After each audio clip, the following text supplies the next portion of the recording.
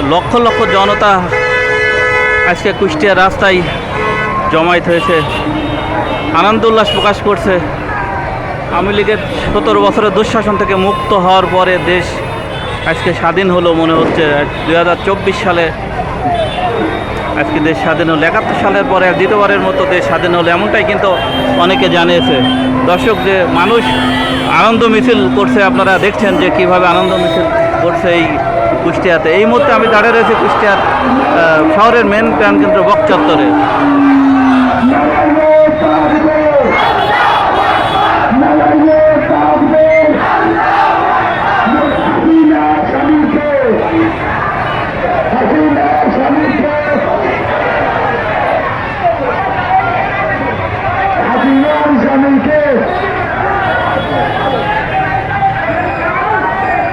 সারা দেশেই হয়তো এরকম আনন্দ উল্লাস চলছে।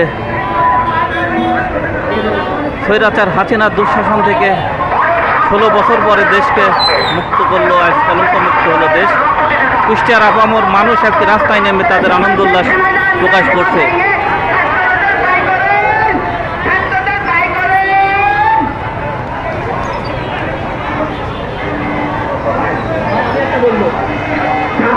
কোথায় ভাইয়া, তোমাদের খুঁজে বেড়াচ্ছে কোথায়? তুমি কালী নদী ফিরে বেড়া দেবো, কালী ছাত্রলীগের নদী ফিরে বেড়া দেবো বলে রাখলাম।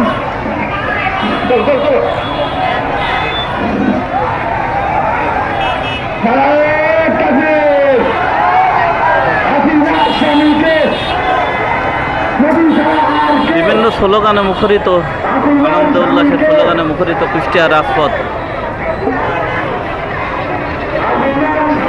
আজকে অসহায় প্রশাসন, অসহায় আওয়ামী লীগের মন্ত্রী এমপিরা, তাদের ক্ষমতায় মানুষ নাকানি চোবানি ছিল সাধারণ মানুষ। আজকে তাদের অবস্থা কোথায় আপনারা দেখছেন, জানেন যে ক্ষমতা চিরদিন থাকে না। আপনারা জানেন যে সেই ক্ষমতার আজকে অপসারণ হয়েছে আওয়ামী লীগ সরকারের।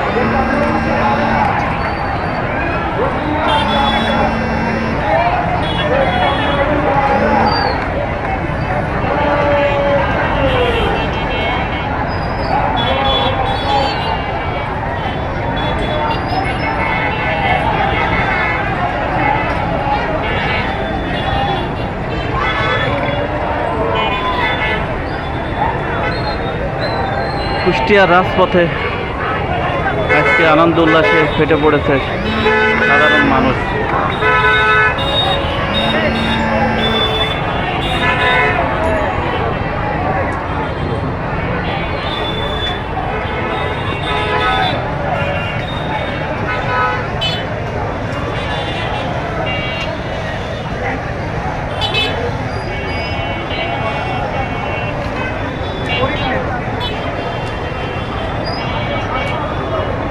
সারা শহরে আজকে আনন্দ উল্লাস আপনারা দেখছেন।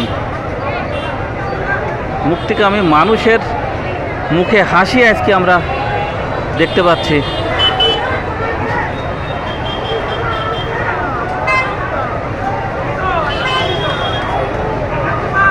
দেশের সর্ববৃহৎ দল আওয়ামী লীগের এবং তাদের অঙ্গ সংগঠনের কোনো নেতা কিন্তু আজকে কুষ্টিয়াতে, কর্মী থেকে শুরু করে কোনো নেতাই কিন্তু আজ কুষ্টিয়াতে নেই। এমনকি প্রশাসনের কাউকেই পাওয়া যাচ্ছে না। প্রশাসনও কিন্তু যার যার অবস্থান থেকে সরে গিয়েছে।